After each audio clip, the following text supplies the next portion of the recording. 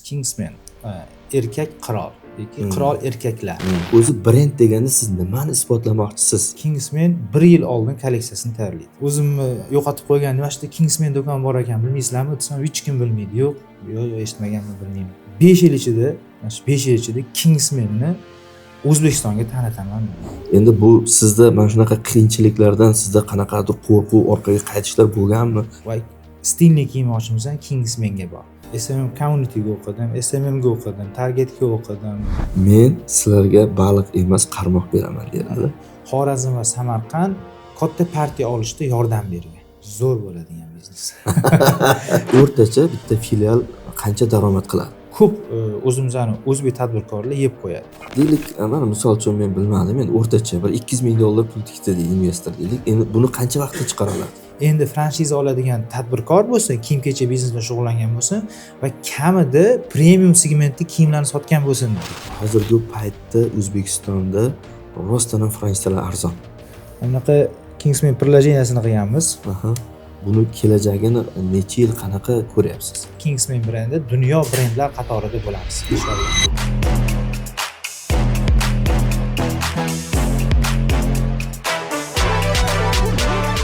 Franchise. Franchiza bu erkinlik kalitidir. Assalomu alaykum aziz kuzatuvchilar. Mana bugun navbatdagi Franchise podkastimizni boshlab oldik. Bugungi suhbatimiz ancha manfaatli bo'ladi degan umiddamiz, chunki O'zbekiston bozorida milliy brendini, ya'ni kiyim-kechaklar bo'yicha milliy brendini birinchilardan bo'lib olib kirgan Kingsman kiyimlar do'konining asoschisi Muhammad Sodiq aka. Assalomu alaykum. Assalomu alaykum Muhammad Sodiq aka. Xush kelibsiz. Rahmat. Juda xursand bo'ldim taklifingiz uchun. Kattakon rahmat. Xudo xolasa ko'pchiligiga manfaatli bo'lsin. Rahmat aka. Savol javoblarimiz. O'zi Muhammad Sodiq aka, biz bunaqada, mana podkast deganda men qanday tushunaman? Ko'pchilik avvallari nima bo'lgan? Radio bo'lgan, ya'ni o'zini fokusi bilan televizor ko'rmasdan, mana rulda bo'lsin, boshqada bo'lsin, avvallar radio bo'lganda, lekin bitta nimasi bo'lganki, u yerda mavzuni tanlolmagan. Ya'ni radioda kim nimani efirga bersa, o'sha efirni eshitib ketaverganda. Hozirgi paytda radioni o'rnini men podkastlar egalladi deyman, chunki fonlar, mikrofonlar imенно shu radioga mos keladi deyman. Yaxshi tarafi siz mavzuni tanlaysizda. Ya'ni misol uchun siz nima haqida eshitmoqchi bo'lsangiz, shu mavzuda podkastlar tanlashlik mumkinda. Shuning uchun bizda podkastimizni, loyihamizni ham nomidan ham ma'lum, Franchise. Bizda asosiy savollarimiz franchizaga oid savollar.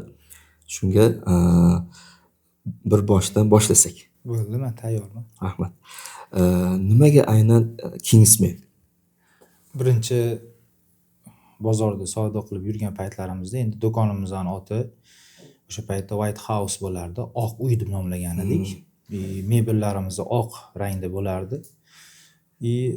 Kiyimlarni o'sha oq mebelga chiroyli qilib taxlab, o'sha dizayn qilib savdo qilishni boshlaganmiz. Oradan vaqt o'tgandan keyin do'konning nomini o'zgartirish kerak bo'lgan. Shaharga chiqish kerak bo'lgan edi.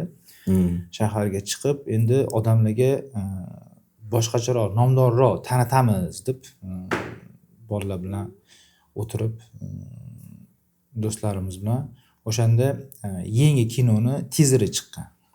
2016-yil Kingsman degan kino bo'lgan. Imенно kostyumlar haqida. U odam atelyesi bo'ladi, kostyum tikadi, lekin maxfiy agent bo'ladi.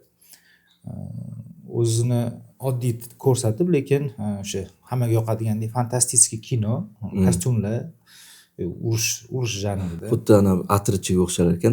Atir degan kino bor-ku. Shunaqa atirlar ishlab atir uchun ishlagan bitta kino bor ekan, shuni ko'rdim.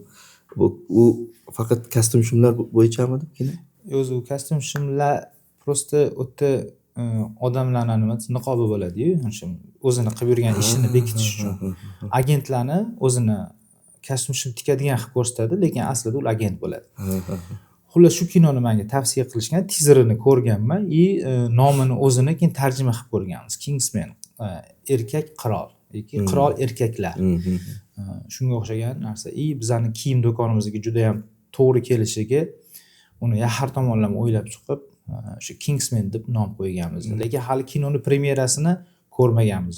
2016-yil faqat tizeri chiqqan. Bo'lsam suhbat boshida aytdik, ya'ni asosan franchiza bo'yicha deb. Именно hozirgi holatda Kingsman qanday ishlayapti? Chunki men o'tgan intervyularingizda, men podkastlaringizda ko'rganman. Ya'ni o'zingiz haqingizda, Kingsman haqida, keyin bu qanaqa bu egalik qilindi, ko'p qiyinchiliklar bu o'tgani haqida ko'rdimda. Endi o'shanga hozirgi holatda Kingsman qanday ishlayapti? Hozirgi kunda qishki sezon yo bu kuzgi kiyim sotilyaptimi? Ha, уже anaqa sezonga tayyorlanish aytyapsiz. Qarang, mana hozirgi holatda Kingsman shu holatgacha mana hozir kiyim sotilyapti. Shu paytgacha orqada misol uchun qancha oldin zakaz qilindi, qanaqa jarayonda Kingsman ya'ni sezonga qanaqa tayyorgarlik ko'radi demoqchisizda ya. Kingsman brendi boshida endi o'sha yillari misol uchun bizda fursat juda kam bo'lardi, mablag' kam bo'lardi. Hozirgi kunga kelib o'sha narsalarni o'rnini bosgan. Biz hozirgi kunda Kingsman 1 yil oldin kolleksiyasini tayyorlaydi. Yozgisini, qishkisini 1 yil oldindan kolleksiyasini tayyorlaydi. Agar 1 yil oldin kolleksiya tayyorlanmasa, biz sezonga uspet qilmaymiz. Chunki har bitta fabrikalarda уже bizga o'xshagan boshqa brendlar o'zining mahsulotini tiktirishni boshlaydi va очередga konvertga qo'yadi. O'sha agar vaqtida borib zakazingizni bermasangiz, sizning kolleksiyangiz o'sha vaqtida kirib kelmasdan kech qolishi mumkin. Zo'r. Men o'ylaymanki, mana qarang. Bir qancha biznes modellar bor. Mana misol uchun Sneakers nima deydi? Men magazin qilmayman, ya'ni magazin emas, har bir magazinda men borman deydi. Ya'ni Sneakers degan magazin yo'qda, lekin magazinga kirib boradi. Yana bitta ba'zilar bor, misol uchun deylik, Korzinkani olaylik. Korzinka magazinda o'zi brend, lekin ichida har qanaqangi mahsulot sotishlik mumkin. Yana bitta yo'nalish mana Zara'ni oladigan bo'lsak, uni magazinda misol do'konda o'zi ham Zara, kiyimlari ham Zara. Ya'ni Kingsman ham mana shu yo'nalishda ketadi menimcha, adashmasam. Chunki shunchalik to'g'ri. Chunki siz 1 yil oldin zakaz berib, uni Kingsman deb chiqartirib olib kelishingiz uchun, ya'ni do'kon, magazin nomi ham Kingsman, ichida mahsulot ham Kingsman, to'g'rimi? To'g'ri. Xo'p, biz 1 yil oldin bizda jarayon qanaqa boshlanadi? Misol uchun, hozir mana biz kuz faslida o'tiribmiz. Bizda uje keyingi yil yozgi kolleksiyamiz uje Turkiya va Xitoy fabrikalarida tikilayotgan bo'ladi. Uje bizda yillar oxirida uje bizani skladimizga yetib keladi. Va o'sha paytda biza uje molni qabul qilganimizdan keyin bizani uje keyingi resheniyamiz keyingi yil qishi bo'ladi. Ya'ni qish bo'lib turgan bo'lsa ham biz uje keyingi yil qish kolleksiyasi hisobida o'ylaymiz. Jarayon qanaqa bo'ladi? Biza misol uchun hozir kuz bo'lsa ham faraz qilaylik 2025 qish tugadi. Yanvar oyi 26 keldi. Biz o'sha anaqaga bordik.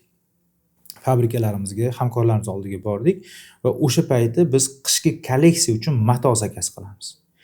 Matolar kelishni boshlaydi. Matolarni biz tanlaymiz-ki, u matodan bittadan namuna tiktiramiz. Namuna, misol uchun fabrikada bizda muammo emas. Biz o'zimiz bergan dizaynni bitta tikib beradi, ko'ramiz. Eng qiyin jarayoni misol uchun modelni rangga rang tushirish. Shunaqa jarayonlar bo'ladi. O'sha qiynaydigan jarayon. Lekin matoni zakaz qilib, likalalarni berib, dizaynni berib, uje fabrikalarga chiqarishga berib yuboramiz. Bu misol uchun mana shu narsani o'zi bitta misol uchun sviter chiqaradigan yoki ko'ylak chiqaradigan fabrikani o'zida bitta ko'ylakning chiqishi 1 hafta, 3 kundan 1 haftagacha davom etadi. Bir nechta modellar chiqaramiz. 1 oy, 2 oy, 3 oylab dizayn ustida, mato ustida, model ustida ishlanadi. Adashmasam sizlar look qilasizlar, to'g'rimi? Asosan, misol uchun bitta kostyum shim chiqsa, unga mos to'g'ri. Boshdan boshlanadi. Shim, ko'ylak yoki ichida futbolkasi bo'lishi mumkin, anaqasi, pidjaki, kurtkasi, oyoq kiyimi hammasini o'sha umuman qaysi 26 kolleksiya yoki 25-yil kolleksiya, 25 bahor kuz kolleksiyasi yoki misol uchun bahor yoz kolleksiyasi yoki 26 kuz qish kolleksiyasi uchun biz rang to'plamli tanlab olamiz. O'sha ranglar bo'yicha keyin dizayn qilishni boshlaymiz. Siz misol uchun raqobatchilaringiz bilasizlar, mana O'zbekistonni olaylik. O'zbekistonda sizga o'xshab mana bu ham magazin brend, ham kiyimlar brendlar bormi, ko'rib chiqqanmisiz ularni? Bizani O'zbekistonda juda ham ko'p kiyim biznes bilan shug'ullanadigan va bizani segmentda ham ishlaydiganlar juda ham ko'p. Lekin aynan bizga o'xshab turib kiyimni dizayni ustida ishlab, mato ustida ishlab, o'sha 1 yil oldin kolleksiya qiladigan bizda boshqa brend yo'q. Brendlarni hurmat qilgan holatda men sizga aytaman, eng oson yo'li, ya'ni misol uchun mana hozir franshiza deyiladi-yu. Bizda ko'p do'konlar, misol uchun turk brendlari bor har xil. Bizning tadbirkorlar boradi, o'sha franshizasini olishadi, tayyor kolleksiyasi ularda ham xuddi shunaqa tayyorlangan bo'ladi. Kolleksiyasini bizda buni ber, bizani anaqamizga, mentalitetimizga shu kiyimlar to'g'ri keladi deb olib kelib sotishadi. Основном ko'pi shunaqa. Lekin O'zbekistonda misol uchun bizda bor milliy brendlar, misol uchun Emir bor, Dimaretti bor. U ichidagi kiyim ham shunaqa. Nom. U brendlar основном faqat kostyum-shim sotishadi. Ularni o'zini Namanganda kostyum-shim zavodlari bor. Ular eksport qilishadi, boshqa davlatlarga tikishadi. Shu asosida shahardan bir ikkita do'kon qilib qo'yishgan. Ularda baribir tashkilotlardan, har xil firma, korxonalardan ularga anaqa zakaz ko'p tushib turgani uchun shaharda bir ikkita do'kon qilib qo'yishgan. Lekin bizga o'xshab turib, ipidan ignasigacha oyoq kiyim, ko'yni, sviter, kurtka, olimpiyka sotadigan brend, milliy brend yo'q. Zo'r. Nima uchun aytyapman? Mana bizda kuzatuvchilar kimlar bo'lishi mumkin? Ya'ni biznesini tizimlab, ular ham qaysidir yo'nalish, fast food yo'nalish bo'lsin, xuddi sizga o'xshab mana bu tizimlab franshizaga aylantirmoqchi bo'lganlar yokida franshiza sotib olmoqchi bo'lganlarda. Men buni nima uchun aytyapman? Ya'ni sizni yo'nalishingizda именно misol uchun ya'ni sizni misol uchun katta brendlarni oladigan bo'lsak, mana Zara ham nima deydi? Faqat dizayn sotadi-da. Ya'ni ular nima qildi? Ko'paytirib tashladi. Mana misol uchun biz o'zimiz yaqinda nimamizdan o'tdi. Franshizada misol uchun Novoyxona, misol un zavod nima sotadi? Un sotishlik uchun hozirgi paytda sekin-sekin distributsiyalar уже kamayib ketyapti. Yana ham yo'q kamayib ketsa kerak deb o'ylayman. Chunki nimaga? Misol uchun deylik, men un zavodim bor, bir qop unim 300 ming so'm bo'ladigan bo'lsa, u diler bor, distributor bor, to Novoyxonani qo'liga borguncha 370 ming boradi-da. O'sha fabrikalar nima qiladi? Shunaqangi Novoyxonani franshizaga aylantiradi, natijada un sotadi. Xuddi shunaqa siz ya'ni katta gigant bo'lgan nimalarda qayerda kuchli. Misol uchun Apple ham misol uchun Amerikada ishlab chiqarilgan, asosi solingan bo'lgan bilan Xitoyda ham ishlab chiqaradi. Ya'ni siz qaysi mamlakatda tekstil yo'nalishida kuchli bo'lsa, o'sha boyaga boshquloq deydi-ku, o'sha quloq boshga borib, o'sha yerdan siz dizayn qilib, siz O'zbekiston va O'rta Osiyoga tarqatishlik men shunaqa strategiya ko'ryapman-da. Bu fikr qanday keldi yo qanaqa bu hozirgi holatda qanaqa qilib bu holatga yetdingiz demoqchiman. Ya'ni aniq konkretni shu maqsadda qildingizmi yo o'zingiz nima deydi, bilib bilmasdan shu franshizaga kelib qoldingizmi? Xo'p, juda zo'r savol bo'ldi. Anig'ini aytadigan bo'lsam, men franshiza sotaman deb bu brendni qurmaganman. Men bu brendni qurishimdan oldin nomini qo'ydim, do'konni ochdim. Shunaqa xohladimki, O'zbekistonda taniqli brend bo'lsin. O'shaning ustida ishlayman dedim. O'zimning soham juda ham yaxshi ko'raman. O'shaning ustida ishlashni boshladim. Birinchi marta shahardan do'kon olib, hech esimdan chiqmaydi. Rosa ko'p ishlaganman, 6 oylab ishlaganman. Reklama ustida ishlaganman, marketing ustida ishlaganman, kiyimlarni o'sha Kingsman qilib chiqarishni boshlaganman. Endi xatolarim ustida ishlaganman, har xil vaziyatlar bo'lgan. Lekin shunday do'kondan tashqariga chiqib turib o'tib ketayotgan 2-3 ta odamlardan so'raganman. O'zim Kingsman do'koni qayerda deganman.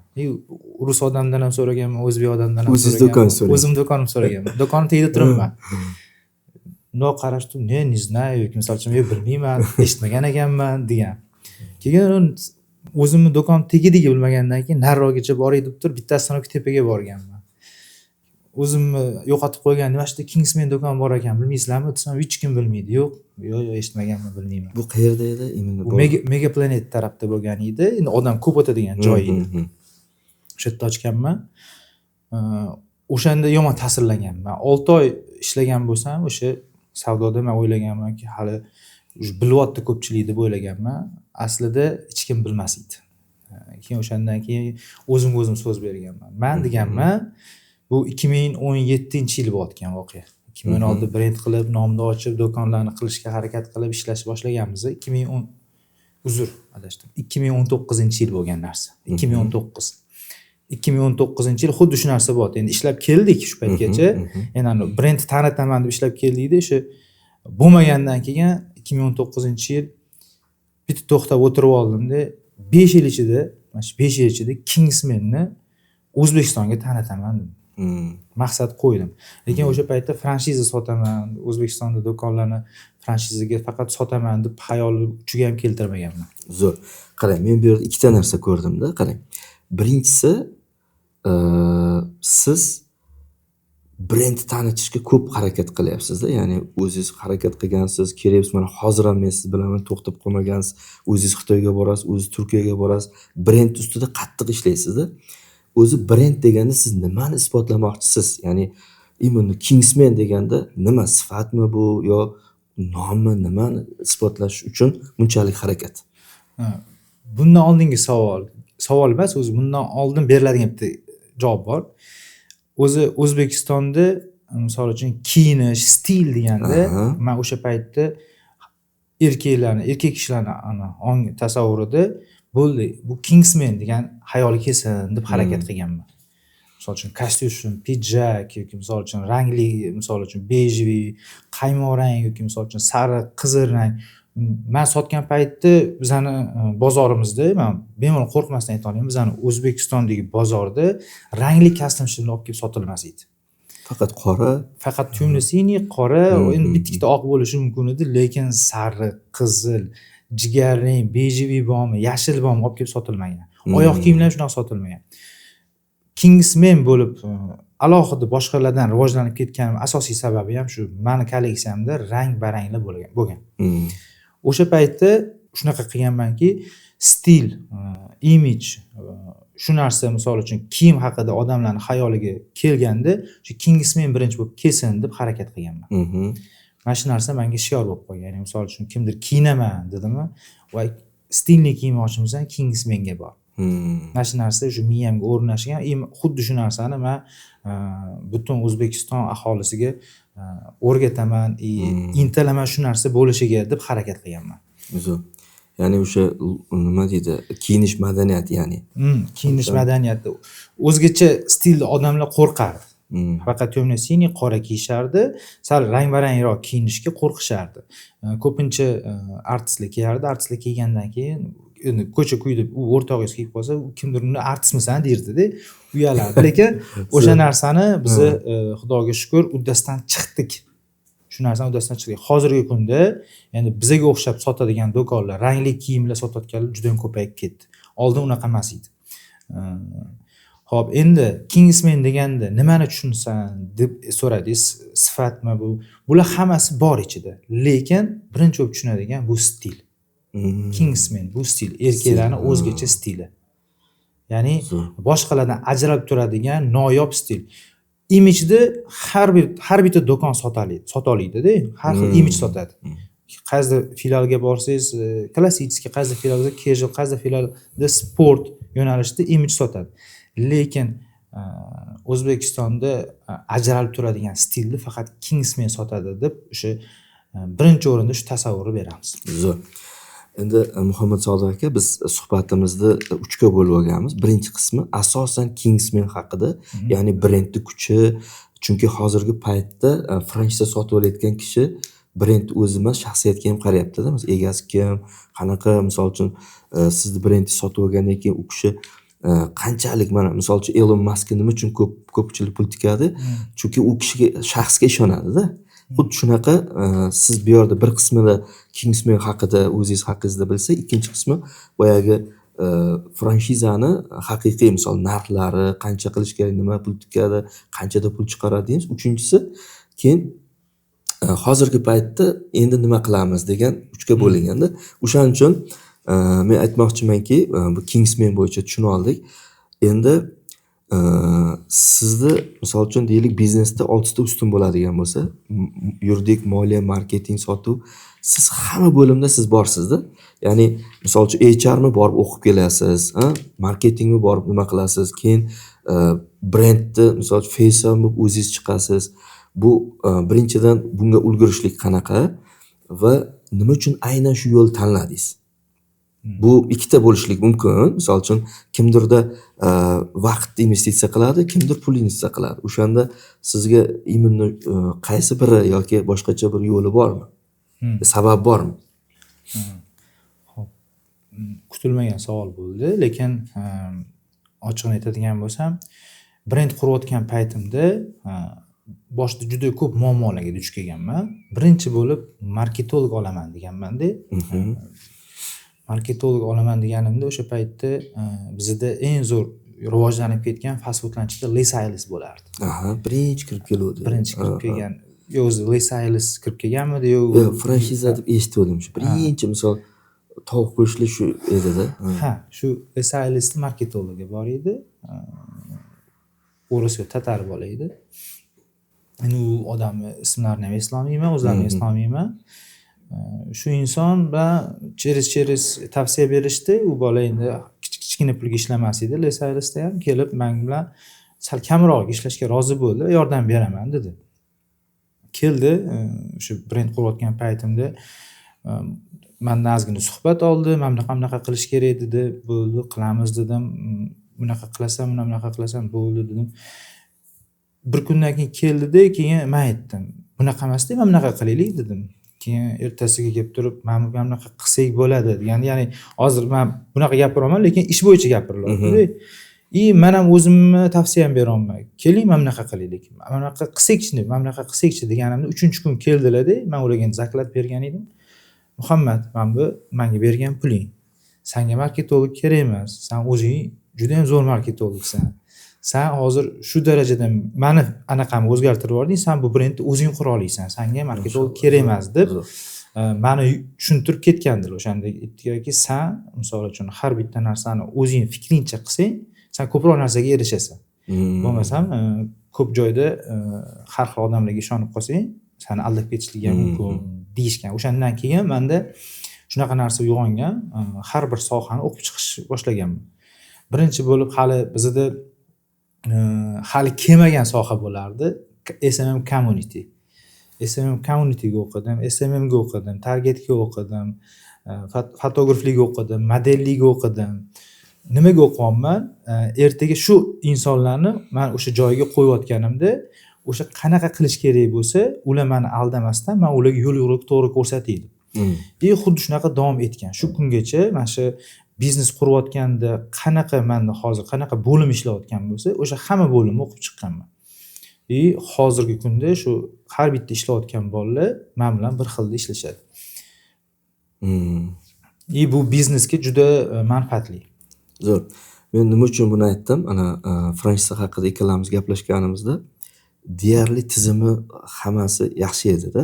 O'shaning uchun aytayapmanki, siz o'zingiz call centerlar qilib, borib, qana kurslarga borib, chunki sizni ofisingizda ham ko'rdim, hamma o'qimagan joyingiz qolmabdi dedi. Ya'ni ko'p joy kurslarga kirib, o'qib chiqqan ekansiz-da. Shunaqa. Bizda endi shunaqa bo'lgan, 2-3 ta o'sha paytda treninglar ommaviylashgan payt edi, karantindan oldin, karantindan keyingi holatda bu. karantindan oldin treninglar ommaviylashgan paytida ko'pchilik trening ishonmas edi bizada. O'sha paytda treningga borib, kichkina pulga emas, $1200 sotib olib, darsda o'tirib, o'qib, o'rganib kelib biznesda yurg'ish boshlaganman-da. O'sha biznesmen odamlar kelib trening o'tgan. Bu bizlar o'zbek treningchilar emas, o'sha Rossiyadan kelgan marketologlar kelardi, biznesmenlar kelardi, trening o'tardi. Ulardan dars olib boshlaganman. O'sha paytda aytishardi-da, treningchilar hozir o'rganib ketgan narsani hoziroq borib sirazi qil, o'rgangan narsani sirazi borib gapirib bergin, maqtangin. Shunaqa maqtanginki, bu o'rtog'ingga ham maqtan, narigi o'rtog'ingga ham maqtan, uyingda onangga ham maqtan, ukangga ham maqtangin deb aytganda, oddiy qilib tushuntiraman hozir. Ko'proq gapirgin, o'rgangan narsani hammaga gapirib yurgin, hammaga o'rgatgan degan. Keyin aslida uni gapirishini unaqa deyishlarini sababi ko'proq olgan narsangizni ko'proq gapirishni boshlasangiz, boshqalarga nisbatan ko'proq o'zlashtirar ekansiz. Ko'proq o'shani amalda qo'llayotgansiz ekansiz. Xuddi shu narsa bo'lgan menda. O'sha treninglarda har bitta o'tilgan narsada, misol uchun o'zimga kerakli kiyim sohasida, media sohasida, marketing sohasida nima kerak bo'lsa, olib kelib turib bolaga gapiraverganman, ukamga, akamga, ishqilib hammaga gapiraverganman, kimni ko'rgan bo'lsam. O'sha narsa o'tgan ekansiz. Polniy dars o'tganman. Shunaqa payt bo'lgan, choyxonaga borsam, choyxonada ham gapirganman-da, choyxonada bo'ldi, bor deb haligi o'rtoqlarim haydarni chiqarib yuborishgan. Endi sen qoluvding, trening o'tmagan. O'zi shunaqa bo'ladi-da, Jo'rabek haligi o'zingizni yoshlikdan o'sib kelgan o'rtoqlaringiz ko'zini oldida kattalashib ketib qolsangiz, tan olgingiz kelmay qoladi. Gapingizni ham eshitgingiz kelmay qoladi. Shunaqa narsa. Eng chuqur hazillashadiganlar o'sha o'rtoqlaringizda. U oddiy hol, uni to'g'ri qabul qilsak bo'ladi. Elmurod Xalqnazarov aytadi-ku, u sinfdoshing biladi-da, u yoshlikda nima qilganini. Shunaqa. Endi Muhammad Sodiq aka, ozroq misol uchun bitta narsa borda. Ko'pchilik mana muvaffaqiyatga erishgan odamlarni ko'rib, shunchaki harakat qilgan bo'ldi degan rostdan ham mana shu tushuncha bor ekan. Men o'zim bir necha marta guvohi bo'ldim. Endi bu sizda mana shunaqa qiyinchiliklardan sizda qanaqadir qo'rquv, orqaga qaytishlar bo'lganmi? Yo'q, hozir ham bo'lib turadimi? Qanaqa hozirgi holatda? Qo'rquv nimada? Qo'rquv menda yo'q, to'g'risi. Qo'rqmasligim asosiy sababi bor. Menda kumir bo'lgan. Bu brendni boshlayotganimda Rossiyada Berdi Begmenov degan bitta tadbirkor Rossiyada katta medialar bilan hamma почти Maxachevlarni ham kiyintirgan, Habiblarni ham kiyintirgan, o'sha paytda UFC paytida eng zo'r artistlarni ham kiyintirgan, ishqilib stil bo'yicha kiyim Moskvada eng zo'r joyda o'zini do'koni bo'lgan. O'sha odam menga kumir bo'lgan. Men u odam bilan ko'rishaman, u odam bilan nimadir bo'lib qoladi. Men u paytda hali o'zim brendimni qilmaganman. Prosta kuzatganman, o'sha odamdagi men o'zimni brendimni qilaman deb prosta oldiga qarab ketganman. Shunaqa payt kelgan, o'sha inson bilan men ko'rishganman. O'sha odam bilan ko'rishganimda ham, u ham faqat menga dalda berib, hozirda eng yaqin o'rtog'im, u Berdi Begmenov. Misol uchun o'zi ham aytadi, sen deydi, o'sha mendan o'tib ketding deydi, sen gapi yo'q deydi. Xullas, kumiringiz bo'lsa qo'rqmas ekansiz. Qo'y. Ya'ni buni tanishib, yana uni yoniga borib o'rta bo'lib olish. Uni yoniga deydi-ku. U keldi. Meni oldimga ko'p kelib turadi. Kelib, hol-ahvol so'rab, ishlaring qalay deb. Hozir u Moskvada, o'sha Rossiyada o'sha boshqa yo'nalishda ishlaydi. U onlayn savdo bilan shug'ullanadi. O'sha Wildberries yana ikkita uchta o'sha sotsiyetlarda kiyimlarni sotadi. O'zi asosan o'sha O'zbekistonda, Qirg'izistonda ishlab chiqaradi, yo'da sotadi. Zo'r. Endi uni asosiy maqsad bar sotishda kuchli ekanda u kishi. Sotishda kuchli ekan. Juda kuchli. Zo'r. Keyin bir marta ham sizda nima deydi, ofisda gaplashganimizda shunga o'xshagan savol bo'lgan deb zo'r gap aytdingiz.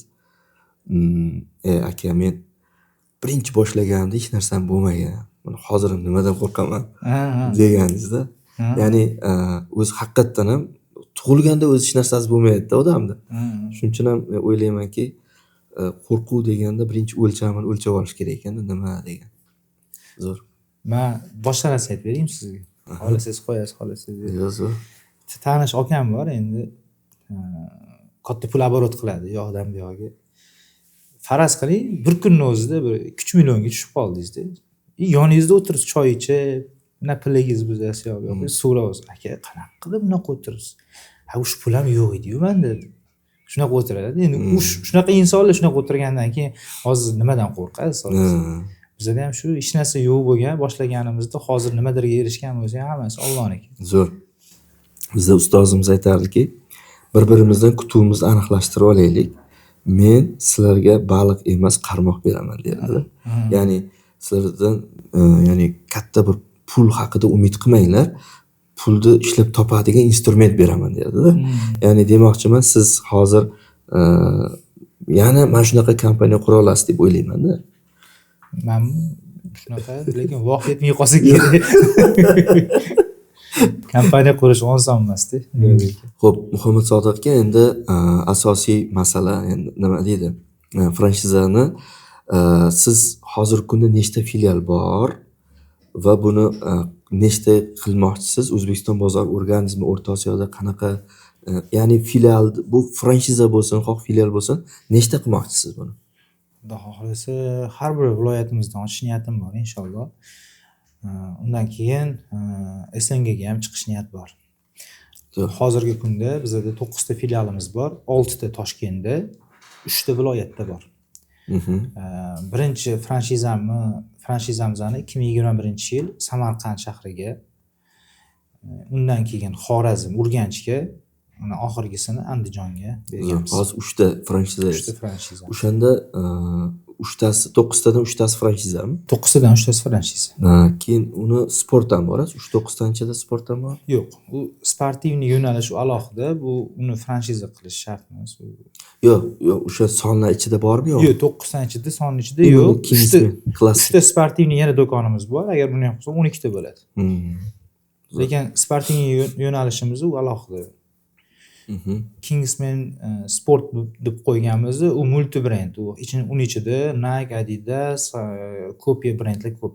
Hozir demak, hozir 9 ta bo'lsa, demak siz agar 12 ta viloyatdan bittadan ochiladigan bo'lsa, Toshkentda bir yana bir 10 ta olinadigan bo'lsa, 24 ta общий boringki bir 20 ta O'zbekistonda Kingsman bo'lar ekan, to'g'rimi? Xudo xohlasa. O'zi demoqchimanki, mana misol uchun ba'zi bir brendlar bor, shunaqangi ko'pki, mana Toshkent, O'zbekiston ichida 300 ta tochka ochaman deydi. Ya'ni sizda boringki 20 tadir, 30 tadir, sanoq kam demoqchiman. Siz nima uchun o'zingiz qilmasdan shuni franshizasini berishga qaror qildingiz? Franshizani men oldin hech o'ylab ko'rmaganman, Jo'rabek aka.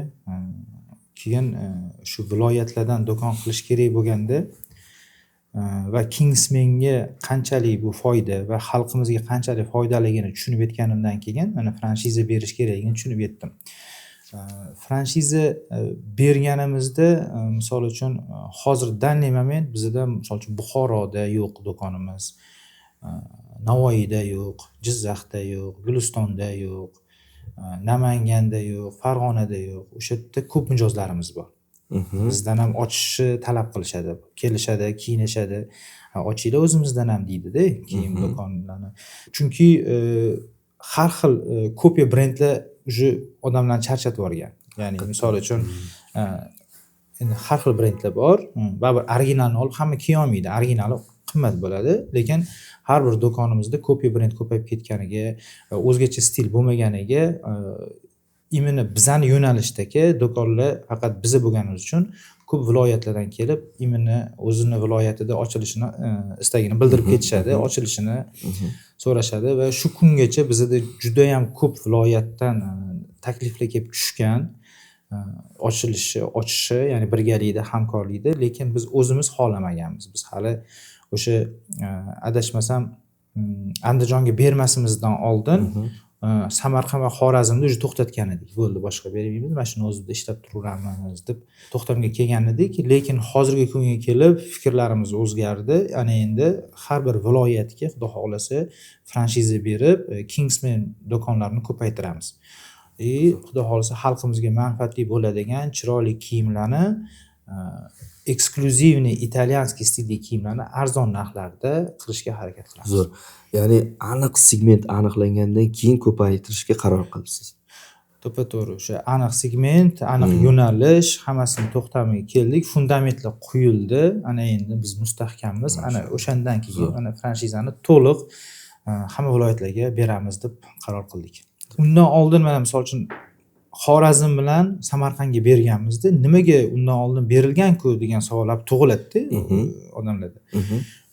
Bizda shunaqa vaziyat bo'lgan, shaharda hali 6 ta do'kon emas edi, 2 ta 3 ta edi va Samarqand birinchi ochilgan. Endi muammo nimada bo'lgan? Fabrikalar bilan ishlashda muammomiz bo'lgan. Misol uchun turk matosini olsangiz, mana shu matoni olsangiz 100 metr bo'ladi. 100 metr bo'ladi. Bu 100 metrdan nechta kostyum shim chiqadi yoki nechta shim chiqadi yoki nechta pidjak chiqadi. Uni fabrikalar sizga 5 ta tikib bersangiz tikib bermaydi. Ular katta ob'yomda ishlashadi. Misol uchun biz materialni rulonlab olganimizdan keyin fabrikalarga mashina tikib ber desak, o'sha nechta chiqsa bizga berardi. Bizni oxiri birinchi boshlaganimizda juda ko'p assortiment olib kelib sotardik va juda ko'p chegirmalar qilishga majbur bo'lardik. Sababi bizda skladda, omborda, misol uchun mana shu qora kostyum shimdan hamma do'konga bersak, yana bir 10 ta do'konga yetadigan partiya molimiz bo'lardi. Biz o'sha payt rosa qiynalardik. Hozirgi kunga kelib bizda uje misol uchun uje minimal zakazimiz bor. Biz uje qo'rqmasdan bersak uje bitta ikkita emas, 3-4 ta rulon tiktiramiz. Hozir ham misol uchun hamma filialga yetadi. Ana endi bu yog'iga o'sha payt uzr yana qaytaman orqaga. O'sha paytda bizda yana do'kon ochishga ehtiyojimiz bo'lgan va Xorazm, Samarqanddan ochib turib bizga Xorazm va Samarqand katta partiya olishda yordam bergan. Zo'r. Mana shu haqiqiy javobi bo'ldi deyman. Chunki men shu javobni kutgandim-da. Qarang, nimaga? Mana misol uchun juda to'g'ri gapni aytdingiz. Mana o'zim ham tekstil sohasida bir aytgandim-ku, mana ko'p olish, mana misol uchun kilolab oladigan bo'lsangiz, 1 tonna olsangiz boshqacha narx, 10 tonna olsangiz boshqacha. Keyin ham tarmog'ingiz qancha ko'p bo'lsa, deylik mana misol uchun sariq bola aytsa-da, mebel chiqaradiganga, misol uchun men borsam bitta pitseriyam bor, o'shanga mebel qilib bergan desam, nima narx aytadi, lekin sariq bola bor, men shuncha filialim bor, bundan keyin shuncha filial ochaman, hammasiga o'zing mebel qilib berasan desa, unga boshqacha narx aytadi-da. To'g'ri. Ya'ni siz kiyimni ko'proq, ya'ni 100 metr deysizmi? 100 metrdan nima deydi, narxni, tan narxini ham tushirish uchun bu ko'p filial asqotadi. To'g'ri. To'g'ri. Biza shu bitta rulonni nech pul bo'lishini, misol uchun fabrikaga borsak, misol uchun ko'ynak chiqazadigan fabrika, bitta rulon necha metr? 100 metr. 100 metrdan nechta ko'ynak chiqadi? Hozir daniyoat 60 ta, 70 ta ko'ynak chiqadi. 60 ta, 70 ta ko'ynak. Ani 100 metr material nech pul? Misol uchun, menimcha, uni tikilishi nech pul? Menimcha, buni dazmollashi, buni upakovka qilishi nech pul? Shu paytgacha hammasini bilamiz. Ko'ynakni beramiz, zakazlarini hammasini tayyorlaymiz, keladi, Kingsman brendi ostida chiqishni boshlaydi, biz uni olib kelib sotamiz va yutuq tarafimizni ochiqchasiga aytaman, misol uchun agar siz o'zingiz alohida do'kon ochadigan bo'lsangiz, bizga o'xshab ishlay olmaysiz. Siz bir dona o'zingizni brendingizni chiqara olmaysiz, 5 dona ham chiqara olmaysiz. U qancha kolleksiya kamaygan sari narx oshaveradi. Ishchilik deydi yoki misol uchun 5 ta ko'ynak tikib, o'zi 5 ta ko'ynak tikmaydi-yu, lekin 5 ta ko'ynak tikib beradi desangiz ham, u 50 ta ko'ynakni pulini qo'shib ustiga keyin sizga 5 ta ko'ynak tikib berishi mumkin. Xuddi shu narsani biz katta fabrikalar bilan ishlaganimizga, biz o'zi bitta ikkita rulon emas, katta rulonlar bilan 3-4 ta 5 ta rulon, misol uchun bu bitta rangda o'ziga zakaz beramiz. U keyin uni yana plus tarafi, misol uchun ko'p do'konchilar biladi, mana hozir ko'ryapti ham. Eng plus tarafi bu razmerni setka. Ya'ni razmerni setkani biz o'zimiz xohlagandek beramiz. Do'kon ochganingizdan keyin misol uchun ko'p tadbirkorlarimiz borib franshiza oladi-ku, bitta seriya bo'ladi. Bizda misol uchun razmerni setkani qilish imkoniyati bor. Misol uchun S, M, L, XL, 2XL 5 talik bo'ladi razmerlar murskoy kiyimda. Olsangiz bitta seriya olasiz, ichida ML hadavoy bo'lishi mumkin yoki LXL hadavoy bo'lishi mumkin. Sotib qo'yasizda, qolgani pulingizni ushlab turadi.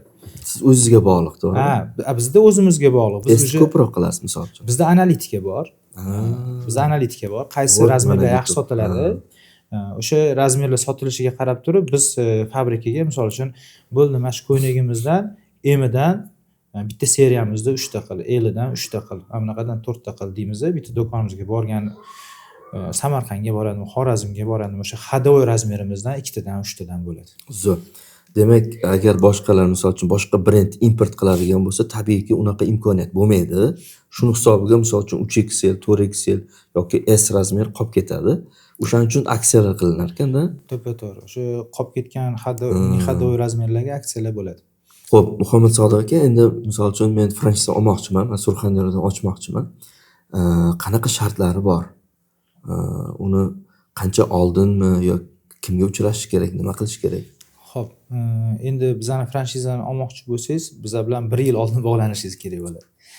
Bugun kelib, bo'ldi men franchiza olaman, o'sha Surxondaryoda do'kon ochaman desangiz, men sizga uje bahorga tayyorlab beraman deya olmayman, chunki bizda unaqa tez bo'ladigan narsa yo'q. Biz 1 yil oldin kolleksiyani tayyorlaymiz, smeta tuziladi, o'sha hisob kitob qilinadi, fabrikalar bilan kelishilgan holatda dizayn ustida ishlanadi. Uni keyin uni tikilishi, jarayoni, uje zakazga berib yuborishimiz, u hammasi vaqt talab qiladi. Misol uchun Surxondaryodan siz ochmoqchisiz, siz kelib turib, bo'ldi aka, hozir ochaman siz, qishga ham uje kechga qoldik, bahorga ham kechga qoldik. Yozdan uje ishlatsam bo'ladi. Yo'q, yozda ham ishlay olmaysiz. Bizda kiyim-kechak sohasida o'zi aslida 2 ta sezon bor. 4 fasl bo'lsa ham 2 ta sezon bor. Bahor, yoz bu bitta sezon hisoblanadi.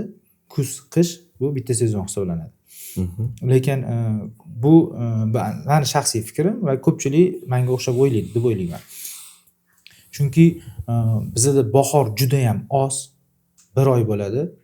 Odamlar shuni yengi ustiga tashlashga ulgurmaydi, uje kullasib ketib qoladi. To'g'ri. Kuz xuddi shunaqa.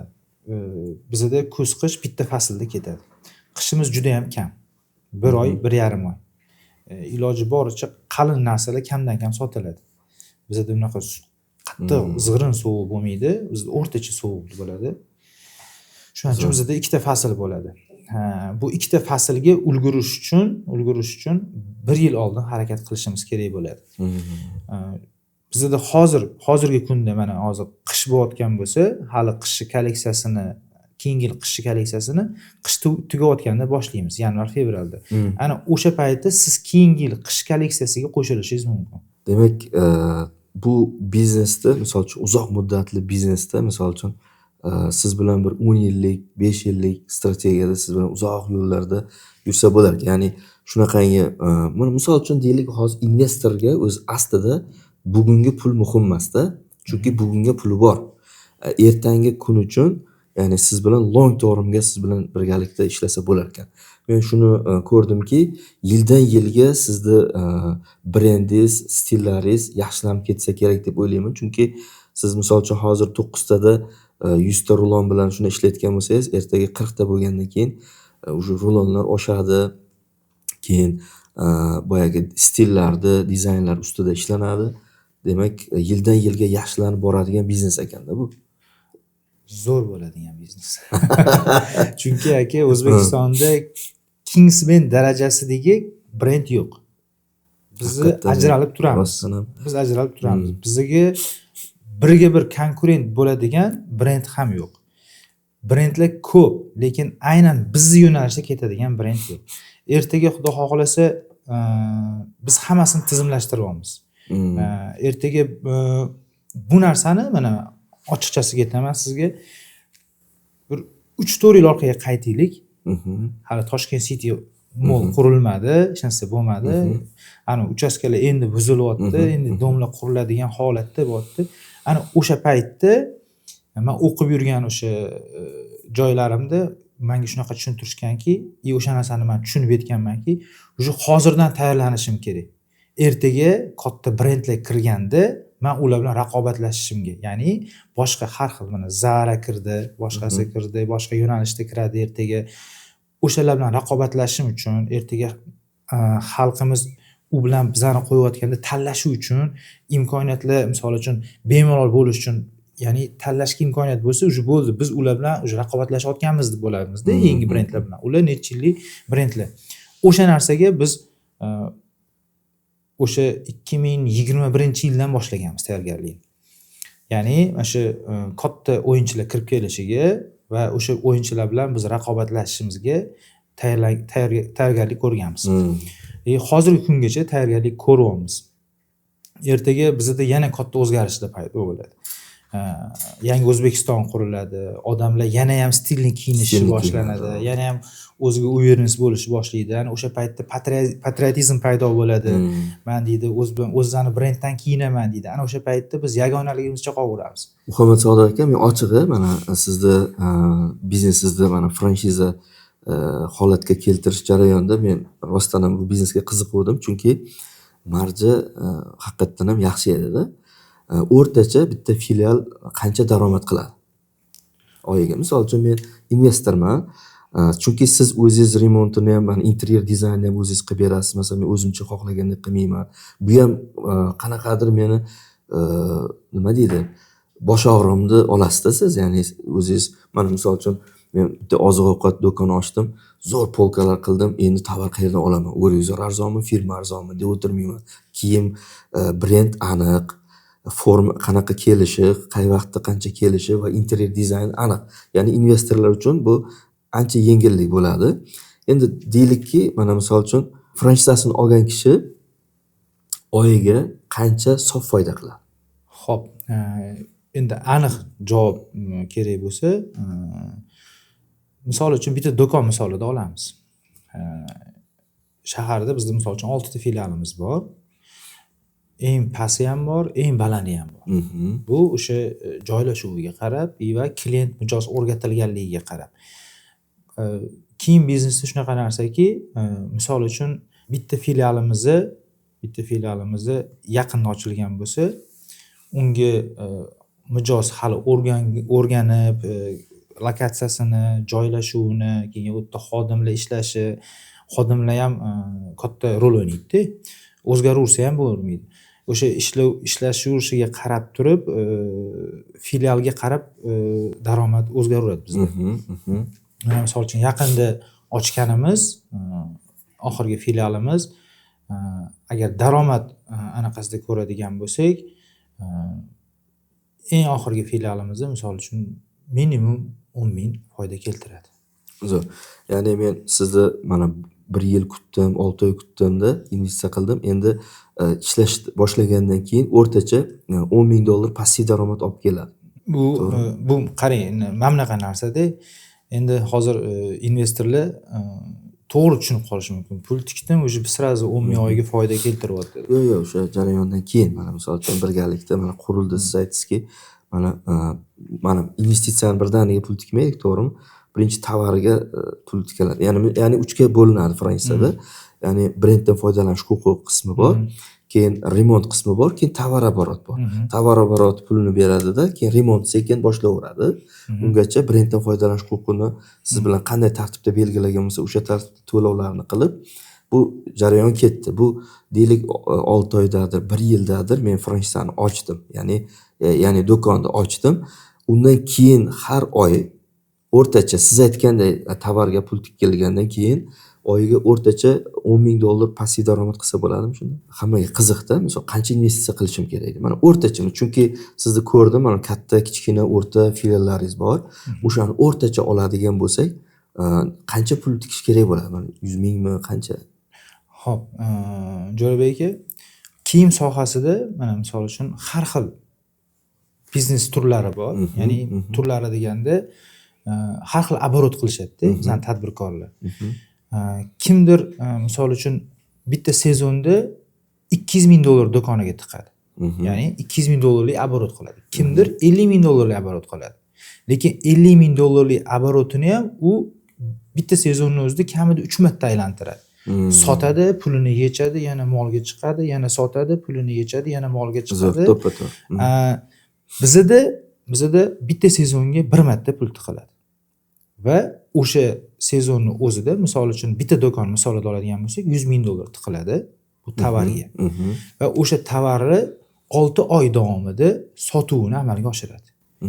6 oy davomida. Ya'ni dizayni bir marta bo'lar ekanda. Ha, dizayni bir marta bo'ladi. Mana misol uchun kolleksiya hozirlandi, bo'ldi. Uje mana bu yozgi kolleksiyasi mart oyidan ochilishni boshlaydi и sotuvga qo'yiladi.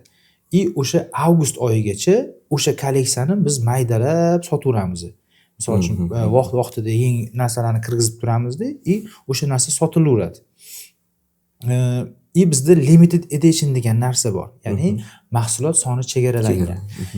Xuddi shu narsa hisobiga ham takrorlanmaydi mahsulotlarimiz. Bizani ko'p mijozlar biladi. Agar hoziroq borib o'sha hozir mana shu kurtkani olmasam, menga qolmay qoladi deb uje kelib sirasi sotib olishadi.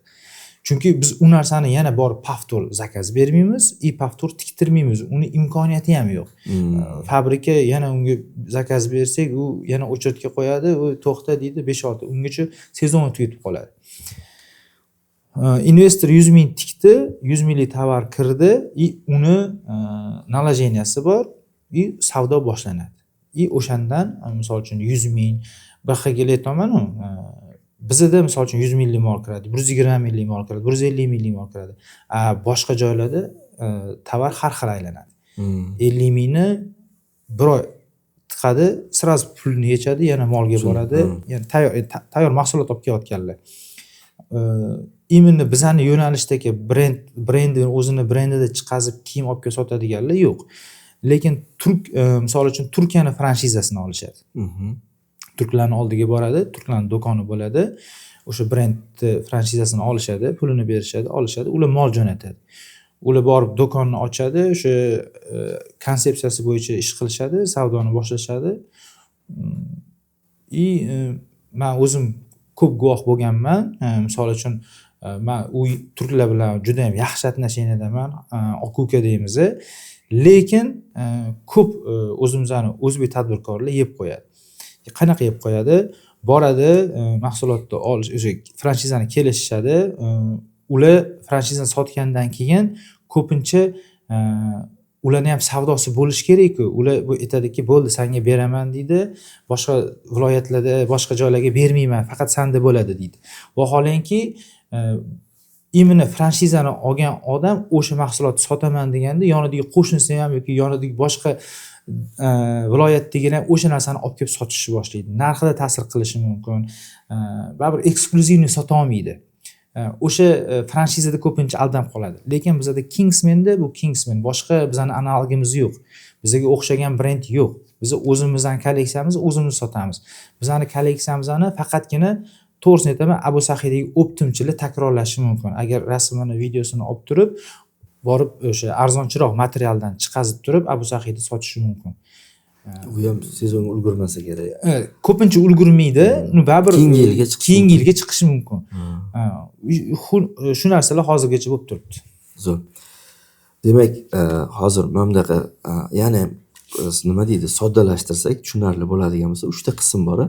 Brenddan foydalanish huquqi bor, keyin remont qismi bor, tovar-oborot. Tovar-oborot tushundik, 100 ming dollar ekan. Remontga o'rtacha qancha ketadi? Xo'p, remontga agar shaharda, endi Toshkentda bilasiz, hamma narsa qimmat. Misol uchun mana viloyatda yaqinda rekonstruksiya qilib remont qilishdi Samarqandda. Toshkentga nisbatan kamroq pul ketadi. O'rtacha qancha? 30 mingmi, 50 mingmi? 25 ming, 30 ming atrofida ketadi. Ya'ni necha kvadrat u taxminan? Bizda eng kami shu 120-150 kvadrat bo'lishi kerak. 120-150 kvadratda bir 30 ming dollar qurilishga ketadi, 100 ming dollar tovar-oborot ketadi. Brenddan foydalanish huquqiga? Brenddan foydalanish huquqiga endi uni kelishamiz. Zo'r. Endi uni ichida misol uchun siz reklama qilib berishingiz, boyagi hamma xodimlarni o'qitib berishingiz. Buni ichida umuman olganda bizda qattiq mehnatimiz yotadi. Xo'p, investor faqat kelib pulni do'konda sanab ketadilar bo'ldi. Asosan ishni hammasini biz o'zimiz yozib chizib qo'yganmiz. Mahsulot sistemaga kiritilgan holatda boradi. Borganda misol uchun joyni birgalikda tanlaymiz. Konsepsiyani qilamiz, dizaynni qilamiz. keyin menga misol uchun 2-3 ta xodim beradilar agar ular bilan kelishganimizdan keyin Toshkentda bir ikkita filialga shogird sifatida qo'yib ancha yil ularga tajriba ancha yil nima ancha vaqt ularga tajriba o'rgatamiz. Qanaqa ishlash kerak, qaysi tizimda ishlash kerak, qanaqa holatda ishlash kerak. Xuddi shu qo'yganimizdan keyin o'sha filialda mahsulotlarni yetkazib beramiz. Omborxonada qanaqa ishlash kerak, bu hammasi tizim. Bularni hammasini yo'lga qo'ygan holatda keyin do'konni topshiramiz. Va do'konni topshirganimizdan keyin ularni Instagrami bo'ladi. Instagramini ham o'zimiz yurg'izamiz. Ya'ni o'zimiz postlarni joylab boramiz. Hozir shu yerda bitta narsa aniqlashtirib ketaylik. Mana Toshkent o'zida bo'lsa bitta Instagram, to'g'rimi? Toshkentning o'zida bitta Instagram. Misol Toshkentda Yunusobod deb ochilmasa kerak deyman. Yo'q, unaqasi yo'q. Lekin viloyatda deylik Surxondaryo, Andijonda olinsa, misol Kingsmen Surxondaryo. Aha, Kingsmen Andijon. Kingsmen Andijon, Kingsmen Xorazm, Kingsmen Samarqand. Hozirda xuddi shunaqa Kingsmen Samarqand o'z faoliyatini yuritadi, Kingsmen Xorazm bor, Kingsmen Andijon bor. Kingsmen O'zbekiston bizning asosiy akkauntimiz. Ba'zi bir videolarda kollaboratsiya qilamiz. Asosan o'sha postlarni o'zimiz joylab beramiz. Hozirgi kunda o'zi umuman kiyim sohasida reklama qilishni boshlaganimdan beri media oxirgi 2 yil yomon kuchayib ketdi. Ya'ni har bir tadbirkor o'zini kichkina bo'lmasin mahsulotini media orqali reklama qilib klientlarga tushuntirib beryapti. Har bitta mana hozir bilishadi ko'p tadbirkorlar bitta videoni qiymati kundan kunga narxi oshib boryapti. Uni modeli bor, uni montaji bor, uni syomka qilish jarayoni bor, uni kontent qilishi bor. Shunaqa qilish kerakki, u sizning videoyingiz sizda prosta video emasda, u video sizda qanaqa brendligingiz haqida gapirib turish kerak, u haqida bosh qotirish kerak. Xohlagan videoni chiqarib tashlamaysiz-da. Ya'ni maqsad bilan chiqarish. Maqsad bilan chiqarish kerak. Bu ham o'ziga yarasha alohida bitta yo'nalish, bitta ish. Zo'r. Deylik, mana misol uchun men bilmadim, endi o'rtacha bir 200 ming dollar pul tikdi deydi investor deylik. Endi buni qancha vaqtda chiqara oladi? 1 yilda chiqaradi. 1 yilda chiqaradi. Demak, mana misol uchun pul investor siz bilan shartnoma qildi, sizga tovar оборотga bir qismini berdi, remont qismini boshladi. Keyin brenddan foydalanish huquqini sizga qanday tartibda to'lashsa to'landi. Keyin ular xodim berdi, sizni xodimlaringiz o'qitishni boshladi, jarayon ketdi. Deylik 6 oy yoki 8 oy vaqt o'tdi. O'shandan keyin start beriladi. Ya'ni o'shandan keyin 1 yilda chiqariladi, to'g'rimi? Ya'ni savdo boshlangan vaqtdan boshlab. Xo'p, cho'chik aylanadi, to'g'rimi? Ha, agar siz option oladigan bo'lsangiz, option hamma summasini pulni chiqarish kerak bo'lsa, balki 1 yildan oshishi ham mumkin. Lekin 2 yilga bormaydi. 2 yilga bormaydi. Lekin hozir molli puli deyilgan bo'lsa, sezondan sezonga molli puli chiqaveradi. Muhammad Sodiq aka, mana misol uchun ko'pchilik rostdan misol uchun tabiiyki shunaqa savol tug'ilishligi mumkin. Endi kimnidir brend uchun shuncha pul to'laymanmi degan tushuncha bo'lish mumkin. Endi shu paytgacha sizni yillar davomida sizni vaqtingiz, umringiz misol harakat qildingiz, undan tashqari qanchalar pul investitsiya qilgansiz? Kingsmen brendini shu darajaga chiqqunigacha million atrofida pul ketgan, agar undan oshmagan bo'lsa. O'zi puldan ham muhimi bunga ketgan kuch, miya, umuman olganda kuch, buni ichida yurgan mehnat va asab o'zi bo'lmaydi. Buni eng qiymati o'sha hozir puldan ham. To'g'ri. Hozirgi holatda misol 9 ta filialingiz bilan o'zingizni mana boshida balkim qanaqadir investor bilan boshlagandirsiz. Hozirgi holatda o'zini qoplab, alohida o'zingiz asosiy nima deydi, brend egasiga aylandingizmi yo hozir ham qanaqadir investorlaringiz bormi? Yo hozir ham pul tikishda davom etilyaptimi?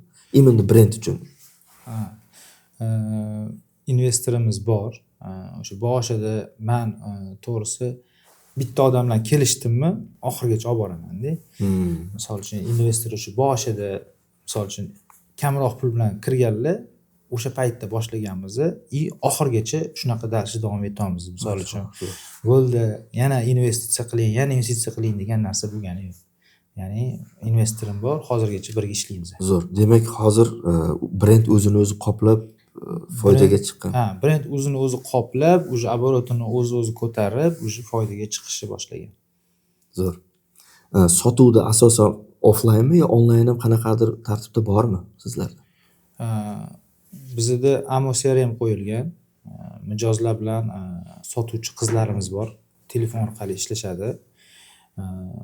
Alohida o'sha o'zgacha yondashuv bilan mijozlar ustida ishlab, razmerlarni podborka qilib, uygacha dostavka qilib berishadi. Bu qachondan boshlandi bu? Yaqindan boshlandi. Yo'q, bu oldin bor edi, faqat qizlarni ishlatmas edik. Hozirgi kunga kelib уже ko'proq ko'paytirdik. Ya'ni misol uchun odamlar уже qo'ng'iroqlar ko'paygani, mijozlarni talabi kuchaygani, o'shaning uchun уже xodimlarni yana ko'paytirib bir 4-5 ta qiz qilib qo'ydik, javob beradi. Zo'r. Ya buni aytganim, agar rostdan ham agar brend ishonchli bo'lmasa, shaxsan men misol uchun onlayn hol tanimagan yoki ishonmagan brendimga zakaz qilmagan bo'lardim-da. Men bu onlayn so'raganim, demak, ishonch bor demoqchiman-da. Agarda misol uchun qaysidir viloyatda mijozimiz ko'rayotgan bo'lsa videoni, kommentariyada yozib ketsinlar. Chunki bir necha yildan beri endi men bolalardan eshitaman, o'zim misol uchun mijozlarim bilan ko'p bilan tanishmasman, lekin shu viloyatda turib, o'sha har yili kolleksiyamizni to'liq 2-3 xil, 4 xil qilib zakaz qilib olib kiyishadi. Shuni eshitaman. Qo'y, уже nima ishonch bo'lgandan уже borib ham kelib ham o'tirmaydi-da. Razmeri aniq. Nimasi ranglarini nima qilib olinaveradi.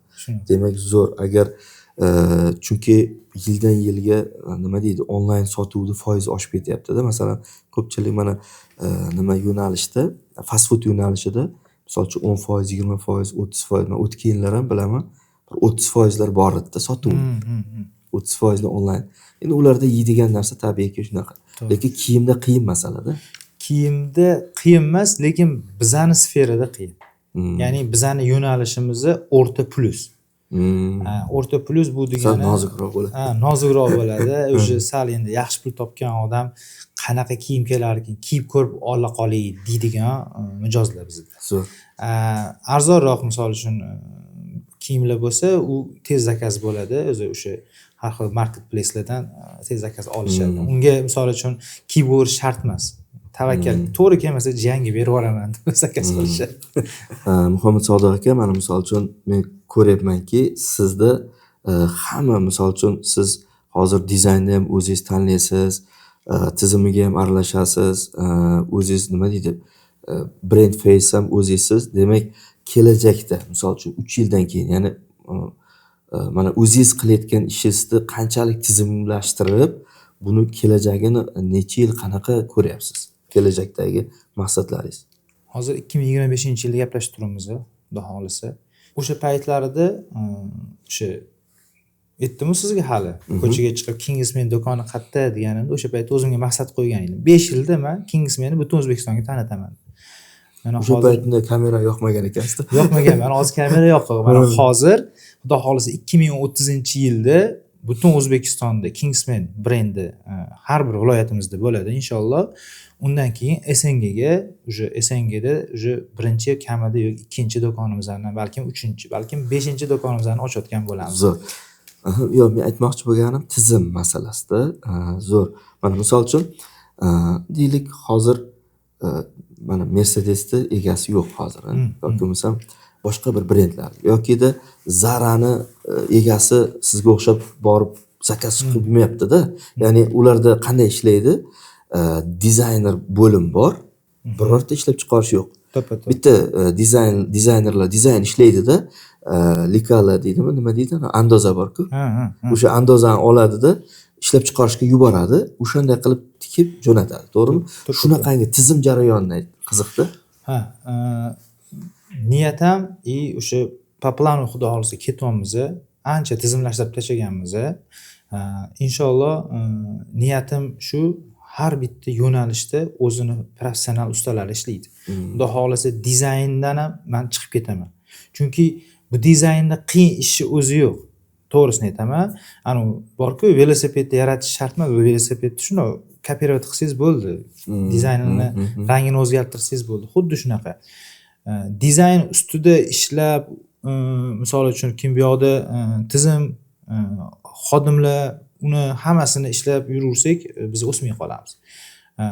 Uje men bu narsalardan sekin-sekin chiqishni boshlaganman. Men hozir uje faqatgina xayolimda xudo xolasa 2030-yil keladimi, 35-yil keladimi? Men misol uchun Italiyada ko'rganman, chol sochi, soqoli oq. Endi shunaqa kiyinib qo'yadi, takoy videolarga tushib qo'yishadi. O'sha paytda ham xudo xolasa faqat reklama qilib yuraman. Bu Kingsman'da uje hamma narsa tizimlashtirilgan bo'ladi. Siz aytganingizdek, o'sha xudo xolasa alohida dizaynerskiy shtab bo'ladi, uje kolleksiyalarni tayyorlashadi, fabrikalarda xodimlar bilan ishlaydigan HR bo'limi, AMOSRM o'sha paytgacha o'zgarib ham ketadi, menimcha boshqacha yo'nalishda bo'ladi. Umuman olganda tizim o'z holatida ketadi. Hozir ham misol uchun katta brendlarda bu narsa shunaqa davom etadi. Hech qaysi brend egasi borib tizim ichida yurayotgani yo'q. Zo'r. Endi unda deganim borib u darajaga chiqqaningizdan keyin o'sha brendlar ham qimmatlashib ketadi. Mana hozir yuqorida aytdingiz-ku, qaysidir investor bilan kamroq pulga bo'lsa ham ko'proq foizini bergan bo'lsangiz, keyinchalik hozirgi paytda O'zbekistonda rostdan ham franchizalar arzon. To'g'ri. Ya'ni misol uchun shunday paytlar keladiki, misol uchun chet elda o'zini aniqlaydi-da. Siz oyiga $10,000 daromad olib keladimi? O'shanda hisoblab, demak buni narxi $240,000 deydi. To'g'ri. Ya'ni demoqchimanki, O'zbekistonda bozor arzon. Ya'ni agar imkon bo'lsa, misol uchun Amerikada Greg Flynn degan odam bor. U kishi faqat franchiza oladi. Bo'ldi, boshqa ish qilmaydi. Qaysidir brend 10 ta franchizasini olib qo'yadi. Bo'ldi deydi, men 10 ta franchiza. Ya'ni demoqchimanki, avvallari qanaqa edi? Misol imustvolar bilan shug'ullanadiganlar arzon joyga uylar, joylar olib qo'yib, hozirgi kunda qimmatroq bo'lyapti. Franchiza ham shunaqa bo'ladi. Qarang Jo'rabek aka, to'g'ri gapirdingiz. Birinchi franchizamiz Samarqandga bo'lgan. Bu franchiza bizni o'sha 3 ta etapda qo'ymasdan turib prosta sherik bo'lishgan. Ya'ni molga pul berishgan, o'sha moldan berganmiz. Arzimagan foiz berib foydalanadigan darajada. Ikkinchisi Xorazm bo'lgan. Mana hozirgi kunga kelib o'sha talablar bor. Brenddan foydalanish uchun alohida summa, reklama uchun alohida, bu uchun alohida o'sha belgilangan. Ertaga vaqtlar o'tib o'sha Kingsman franchizasini olaman degan paytda o'sha boshqa talablar ham qo'shilishni boshlaydi. Ya'ni oson bo'lmaydi. Hozir ham misol uchun bizani franchizani olish uchun mana shu 3 ta talabni qo'ydik. Oldin unaqa talablar yo'q edi. Aytmoqchimanki, yana bir 2 yildan keyin o'sha talablar undan boshqacharoq murakkablashib, boshqacharoq bo'lishi mumkin. Summasi o'zgarishi mumkin. Kattaroq narxda bo'lishi mumkin. Endi o'sadigan brend shunaqa bo'ladi. O'zi bir franchizani bizni oldin talab qo'yardik-da Jo'rabek aka. Tadbirkor bo'lsin, kiyim-kechak bilan shug'ullangan bo'lsin. Franchizani, bizdan franchiza bermoqchimiz, lekin tadbirkor bo'lsa, kiyim soha bilan shug'ullangan bo'lsa. Ha, to'g'ri qo'ydik. Keyin har xil kiyim soha bilan shug'ullanadigan odamlar chiqdi. U bir 2 yil oldingi narsani aytaman. Bozorda ishlaydigan ham franchiza olaman dedi. Franchiza nimaligini bilmaydi. Sizni ular chalg'itadi aka. Ha. Keyin o'zim fikri bor ular. Endi kamroq оборот qilib, misol uchun Abu Sahiydan mol olib sotadigan bolalar ham franchiza olaman dedi. Keyin talabni yana o'zgartirdik. Nima dedik? Endi franchiza oladigan tadbirkor bo'lsin, kiyim-kechak biznes bilan shug'ullangan bo'lsin va kamida premium segmentda kiyimlarni sotgan bo'lsin dedik. Undan keyin ham muammolar kelib chiqdi. Baribir premium segmentdagi kiyimlarni sotgani bilan ham baribir yetarlicha o'sha saviya yoki o'sha bizlarni tushunish uchun qanaqa jarayonda bu o'zi kiyim tiktiradi, qanaqa fabrikalar bilan ishlanadi, bu qanchada yetib keladi, u qanchada zakaz berish kerak, qancha bunga mablag' ajratish kerak. O'sha narsaga misol uchun ularni tushunchasi yetmaganligida unda ham muammo bo'ldi. Mana hozirgi kunga kelib endi investitsiya o'sha imенно franchizani, значит bu bizani franchizani o'sha investitsiyani to'g'ri taqsimlaydigan, ya'ni o'zini kuchini, o'zini bilimini biladigan odamgina ola olishini tushunib yetdim. Zo'r. Ya'ni tadbirkor bo'lish shart emas ekan. Ya'ni aynan kiyim-kechak sohasida shug'ullangan bo'lish shart emas ekan. Chunki bizani aksariyat katta franshizani egalari umuman boshqa sohadan. Va o'sha franshizani sotib olib, hozirda o'z ishini mutaxassislarga topshirib, o'sha biznesni yurg'izishyapti. Zo'r. Ya'ni siz men shuni tushundimki, sizda tizim bor, sizga ya'ni qo'shimcha fikr aytadigan, ya'ni qo'pol qilib aytganda bir qo'shimcha bir nimadir Amerika yaratish kerak emasda. Aniq sizda niyat bor, maqsad bor, tizim qilingan, o'shanga ergashsa bo'ldi. Shunchalik tizim qilinadiki, ergashsa bo'ldi-da. Ya'ni bosh qotirishlik kerak yo'q bu emas. U bosh qotirish hojati ham yo'qda. O'sha siz aytdingiz-ku, 10 talab franchiza sotib oladi deb. U odam o'zini vaqtini tejaydi-da. U pulni ishlatyapti-da, u odam. Undan ko'ra pulni tikyapti, pul foyda olib kelyapti. Bizda ko'pincha o'sha men endi boshida xohlaganimiz tadbirkor bo'lsa, ozgina tushunchasi bo'lsa, kiyim sohasida bilimi bo'lsa yaxshi bo'lardi deb o'ylaganmiz, lekin aslida unaqa emas. Biz aslida o'zi franshizani haqiqiy investitsiya kiritadigan odam investor bo'lsin, bo'ldi. Pul tikadi, bo'ldi, boshqa joyga aralashmaydi. Chunki aralashsa mana misol uchun katta misol uchun Zafar Hoshimov bo'lsin, katta chet el biznesmenlari ham men biznesga aralashsam buzaman deydi. Ya'ni buzib qo'yaman deydi-da. Shunchalik bu tizimlashganki, qo'shimcha fikr kerak emas-da o'sha. Zo'r. Demak, Muhammad Sodiq aka, siz hamma viloyatga ham siz uje Kingsman'ni, ya'ni brendini berishga tayyorsiz. Qaysi viloyatlar qoldi yoki bir qanaqa sizda takliflar bor? Xudo xohlasa bizda qarang, Xorazmda bor, Urganchda, Samarqandda bor va Andijonda bor. Qolgan viloyatlarda bemalol bo'sh. O'sha qaysi viloyatdan Xudo xohlasa kelishuvga erishsak, o'sha viloyatdan o'sha filiallarni ochishni boshlaymiz. Mana Muhammad Sodiq aka, mana misol uchun hozirgi kunda chet eldan ham brendlar kirishdi, franchizalar kelishdi boshladi. Lekin ba'zi bir franchizalar bor, Toshkentga to'g'ri kelish mumkin, lekin viloyatga to'g'ri kelmaydi.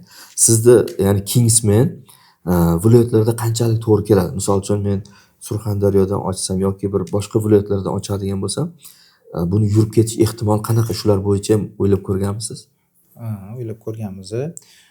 Bizda asnomnom 60-70% bazaviy narsa sotiladi. Bazaviy, ya'ni sinovdan o'tgan kerakli mahsulotlar do'konimizda bo'ladi, kolleksiyamiz. Bu sotiladi. 20-30% bu uje eksperimentalniy.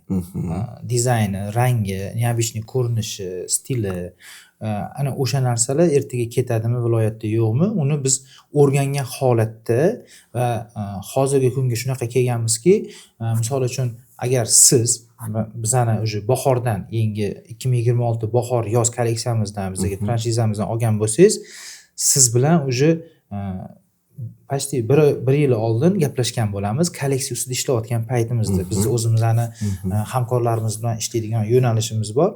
Kolleksiyani maslahat qilamiz. Mana shunaqa kolleksiya chiqyapti, mana bunaqa ranglari ketadi. Sizlar mana shu ranglardan olasizlarmi? Mana shu viloyat, chunki o'sha viloyatda shu ranglar sotilishi qanaqa degan narsalarni ko'rib chiqamizda, misol uchun sheriklarimizdan ham so'raymiz, maslahat qilamiz. Baribir bu sohada biroz oldilardan o'tamizda.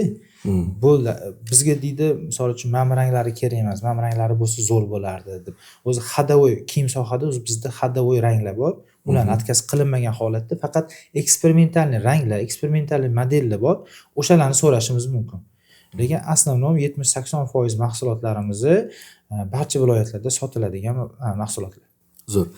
Keyin ham analiz qilgansizlar, adashmasam, necha foiz viloyatliklar oladi o'z klientlaringiz, mijozlar? Bizda juda ko'p viloyatliklar. Aytaman, misol uchun shu kungacha mana Andijonni ochmasimizdan oldin eng ko'p mijozimiz andijonlik edi. Chunki Andijonda mana Instagramdan o'zib ko'rsangiz, analitikani ochsangiz Andijondan deb misol uchun reaksiya bildiradi, Andijonni belgilashadi. Andijondan edi. Undan keyingisi Farg'onadan edi. Ketaverardi mana shunaqa. Bu yog'iga mana men hozir o'ylayman, Kingsman stili uje mana 26-yil, 27-yil uje yoqadigan stilga aylanib bo'ldi. boshida lekin qiyin bo'lgan. Siz aytayotganingizdek boshida qiyin bo'lgan. Viloyatdagilarga oq kostyum sotish qiyin edi, to'g'risi. Lekin hozirgi kunga kelib uje rangli kostyum shimlar ham olishni boshlashgan. Stilni kiyinishni boshlashgan. Buni asosiy sababi bu hozirgi zamonaviy sotssetlarimiz. Hozirgi yoshlarimiz stilni kiyinganidan, har xil videolar chiqayotganidan o'sha narsa katta rol o'ynayapti. Kingsman bu yil yana bir daraja o'zini yuqori anaqasida o'zini ko'rsatdi. Biz o'zimizni Kingsman приложениямizini bunaqa Kingsman приложениясini qilganmiz. Bu приложениямizda o'zimizni shu Kingsman bo'lib faoliyat yuritganimizdan beri shu kungacha har bir mijozimiz buni ichiga joylashtirilgan. Bizda накопительный karta deydi. Oldin rossiyskiy ilova orqali foydalanardik, UDS degan programma. U programmani biz o'zimizning приложениyaga o'zgartirdik. Bu ustida 1 yil ishladik. Mana hozirgi kunga bu tayyor bo'ldi. O'zimizning veb-saytimiz bo'ldi. Va undan tashqari xodimlarimizni mijozlar bilan bog'lab turadigan yana alohida приложениямыз, ya'ni imенно shu veb-sayt orqali. Kingsmanni mijozlari kelganida, mahsulot sotib olgandan keyin ma'lum miqdor summadan cashback tushadi. O'sha cashbackni bizning xodimlar telefon orqali tushirib beradi mijozga.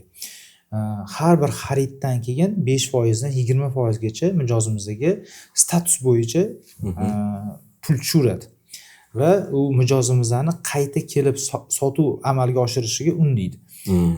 Undan tashqari u приложениямizda butun boshli kolleksiyamizni fotogalereyasi bor. U o'sha yerdan turib o'tirgan uyda ko'rib kolleksiyani uyga zakaz qilsa ham bo'ladi.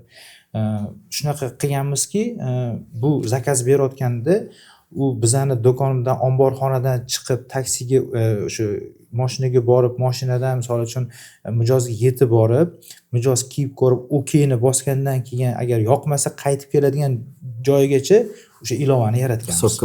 Hisobga olingan. Umuman olganda kolleksiyamizni bemalol o'sha yerda приложениямыз orqali ko'rib o'tirsa bo'ladi. Zo'r, bitta o'sha приложенияni sketchet qilgandan keyin kiyim haqida muammoni nima deydi? Muammo qilmasa ham bo'lar ekanda. To'g'ri. Endi misol uchun katta brendlarda bilgan bo'lsangiz, misol uchun Boss, Loro Piana, Brunello Cucinelli, bularda Instagramida bizga o'xshab turib har bitta kolleksiyani reklama qilib ko'rsatmaydi. Biz endi shu paytgacha reklama kurs turganmiz. Ularda mijozlar uchun alohida shunaqa papka bor, o'sha kolleksiyani ko'rib o'tirish uchun, uni qiziqtirish uchun. Qiziqtirish uchun va mijozlar bilan ishlash uchun xuddi shunaqa narsa biz yaratdik. Endi biz ham xuddi shunga o'xshab turib har bir kolleksiyamizni ko'rsatishimiz shart bo'lmaydi va bizda takroriy kopiya qilish imkoniyati ham bo'lmaydi boshqa odamlarga. Kolleksiyamizni ko'rmoqchi bo'lgan faqatgina o'zimizning mijozlarimiz uchun ilova yaratganmiz. Dangasalar qiynalib qolar ekan. Hamma mehnat qilsin ekanda. Lekin ana xudo xohlasa brend o'zi qanaqa bo'lish kerak bo'lsa, shu darajada harakat qilamiz. Men buni nima deydi? Boshqa joylarda ham misol keltirganman. Haqiqatan ham bitta brend uchun kurashadigan inson bo'lsa, shunaqa bo'lsa, haqiqatan ham muvaffaqiyatga erishadi deyman. Chunki sizni hamma kurslarda ham, bu yoqda ham hammasiga o'zingiz nima? Ya'ni bu qiziqishingiz, ya'ni shuni bilinib turadi-da sohaga. Rahmat. Muhammad Sodiq aka, bo'lmasam sizga katta rahmat, vaqt ayamasdan kelganingiz uchun. Sizga ham rahmat. Suhbatimizni yakunlasak bo'ladi. O'zingizda bir nima deydi? Fikrlaringizni biroz aytsangiz. Men o'zi ko'p joyda aytaman. O'zbekistonda birinchi bo'lib milliy brend qildik. Xudo xohlasa birinchi o'rinlarda har doim yuramiz. Va bizga ishoninglar, xudo xohlasa butun O'zbekistonda filiallarimiz bo'ladi va SNG davlatlarida ham. O'zi asosiy niyatim, Jo'rabek aka, maqsad qo'yasiz-ku, maqsad, orzu qo'yasiz-ku. Ko'pincha o'sha hali bir savol berdingiz, aytdingizki, qanaqa qilib to'xtab qolmaysiz? Nima sizni undaydi? O'zi maqsadingiz nima dedingiz-ku? Maqsadni shu darajada yuqori qo'yganmanki, yetishsa bo'ladi, lekin yetish qiyin juda ham. Ya'ni o'sha dunyo brendlari qatorida bo'lib turishim. Zo'r. Ya'ni hozirgi dunyo brendi kim? Misol uchun menga juda ko'pchilik negativ bildiradi. Hozir misol uchun aytishim mumkin. Laura Piano, o'sha Gucci'larni qatorida meni ham brendim turish kerak deb misol uchun harakat qilaman. O'sha narsa meni to'xtamaslikka undaydi. Lekin ular misol uchun negativlar kulishi mumkin. U shu paytgacha kulib kelingan. Men u narsaga ahamiyat bermayman. O'zi asosiy niyatim shu. O'sha niyatim, o'sha maqsadim, o'sha orzuyim bor ekan. Shu darajada harakat qilib talpinyapmiz jamoam bilan. O'sha Coca-Cola'ni ham xuddi shunaqa siz bilasiz-ku, Coca-Cola'ni ham o'zining orzu maqsadi bor. Suvni o'rnini bosish. Qiyin, lekin amallasa bo'ladi. Amallab kelyapti. Kimlardir uchun suvni o'rnini bosadi. Xuddi shunga o'xshab turib, biz ham xudo xolasa Kingsman brendi dunyo brendlar qatorida bo'lamiz inshaalloh. Zo'r. Bunga xudo xolasa fikringiz qo'shilaman, chunki boshlanish nimadan bo'ladi? Mana misol uchun o'zimizda milliy brendlar bor. Amerikadan ochyapti. Nimaga? Uni Amerikadagi o'zbeklar iste'mol qilsin deydi, to'g'rimi? Yoki Koreyadan ochadi, Koreyadagi o'zbeklar. Mana nima degan go'shtxonalar ochilib ketdi-ku. Demoqchimanki, siz xudo xolasa bu brendni o'zimizni brend deb chet eldan ochsangiz, birinchi bo'lib o'zimizni o'zbeklar podдержка qilib sizni kutib oladi degan umiddamiz. Xudo xolasa. Haligi tugashiga ham ishtaha kelganda, yaqinda bitta Xitoylik investordan intervyu olishyapti-da. Nimaga deydi? Bizda kiyim-kechak bizani O'zbekiston haqida so'rayapti. Kiyim-kechak bozorimiz bo'sh ekan, shu haqida, keyin Xitoy kiyim-kechak bozori haqida fikr bildiring dedi. Bizda Xitoyda dedi Nike Adidas izначально kirib kelgan dedi. Hamma Nike Adidasga yopishdi dedi. Keyin dedi bizani o'zimizni mahalliylashtirilgan brendimiz Lining Anta ochilishi boshladi va Lining Antani bizani o'zimizni mahalliy odamlar podдержка sifatida olib rivojlantirib yubordi. Faqat borib kiyinishdi, Nike Adidasdan kamroq borib kiyinib, o'zimizni mahalliy brenddan ko'proq kiyindi va podдержка bo'ldi va biz o'zimizni brendimizni qo'llab-quvvatlaymiz dedi. Keyin u bola aytdi, sizlarda ham bormi shunaqa deganda, ha bizda ham bor dedi. Buni ko'pchilik reklama qilingan deb o'yladi, lekin men o'zim ham hayron qoldim. U shu savol bergan bola Kingsman bor bizda ham dedi. Hozirgi yoshlarni juda ham ko'p kiyinish stillarini anaqa qiladigan Kingsman brendimiz bor dedi. Hozirgi yoshlar kiyinadimi dedi. Unda bu brendning kelajagi buyuk dedi. Mashalloh, zo'r. Bu gap bilan men shunaqa tushunib yetdimki, u misol uchun Kingsman haqida gapni anaqa qilmadim. Men hazm qila olmagan narsam bizda misol uchun mahalliy o'zimizning milliy brendni, ya'ni qo'llab-quvvatlash kerak-da. Misol uchun ertaga men bo'lmasam, o'rnimda boshqa odam bo'lishi mumkin edi.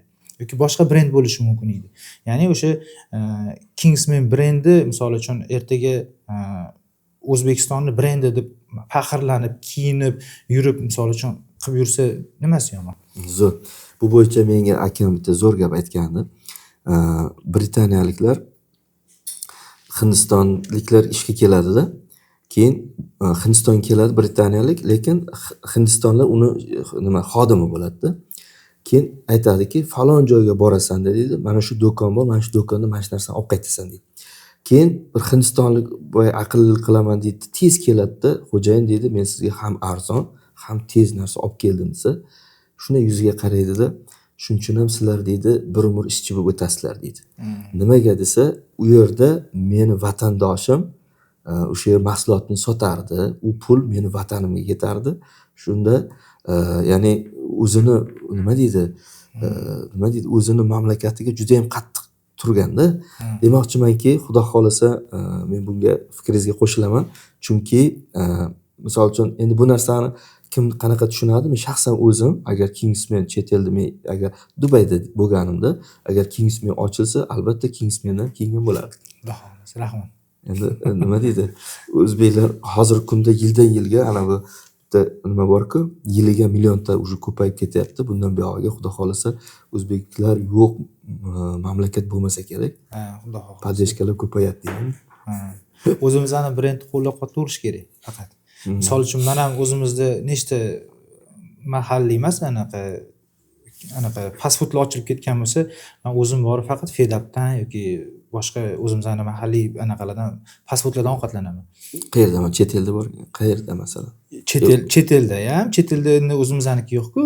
Asosan o'zimizda deymanda. Ha. O'zimiz ana chetdan kirib kelgan brendlardan ko'ra o'zimiz milliy brend. O'zimiz. Zo'r. Menimcha hamma ham shunaqa qilsa kerak. Muhammad Sodiq aka gaplashamiz desa gap ko'p. Bu brend bo'yicha, bu xudo xolasa bu bilan ya'ni imенно franshiza bo'yicha alohida bitta video ham tayyorlaymiz, xudo xolasa. Siz Kingsman brendi bo'yicha qanaqa fikrdasiz? Izohlarda yozib qoldi.